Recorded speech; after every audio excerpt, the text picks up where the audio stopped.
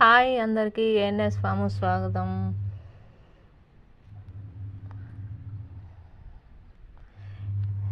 ఇదేం చెట్టో చూసారా అండి? ఇది గోరింటాకు చెట్టు అండి.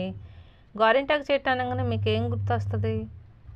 మెహందీ, గోరింటాకు పెట్టుకోవటం, లేకపోతే హెన్నా పెట్టుకోవటం, అంతే కదా. ఇంకేం గుర్తుకొస్తుంది మీకు? గోరింటాకు చెట్టు అనేది లక్ష్మీప్రదం అండి. గోరింటాకు చెట్టు ఇంట్లో ఉండాలి, ఎవరింట్లో అయినా సరే ఉండాలి. గోరింటాకు చెట్టు, ముళ్ళ చెట్లు ఉండకూడదు, అది ఇది చెప్తారు. ఇంట్లో గోరింటాకు చెట్టు, వేప చెట్టు, తులసి చెట్టు, ఉసిరి చెట్టు, కలబంద చెట్టు, ఈ 5 ఉండాలండి ఇంట్లో. అది అయితే మీకు అసలు విషయం చెప్పాలి కదా. గోరింటాకు చెట్టు దగ్గరకు వచ్చాను నేను. వచ్చేసరికి మంచి స్మెల్ వస్తుంది. అయితే బొప్పాస్కాయ చెట్టు నుంచి ఏమన్నా వస్తుందా ఏంటి అని చెప్పి చూశాను నేను. లేదు, బొప్పాయి చెట్టు నుంచి కాదు. అయితే తర్వాత మా ఇంట్లో అడిగితే అమ్మవారు వచ్చినా కూడా అలానే స్మెల్ వస్తుంది, ఉప్పలమ్మ ఎల్లమ్మ అది ఇది అని ఏదో అన్నారు. అయితే అది కూడా కాదు.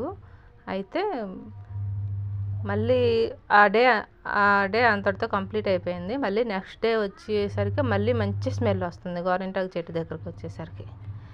ఏంటా అని చెప్పి చూసేసరికి గోరింటాకు పూలండి ఈ స్మెల్ వచ్చేది. గోరింటాకు చెట్టు పూలు చూపిస్తా ఉండండి. ఇదిగో ఇవి కాయలు, ఇవన్నీ కాయలు చూడండి.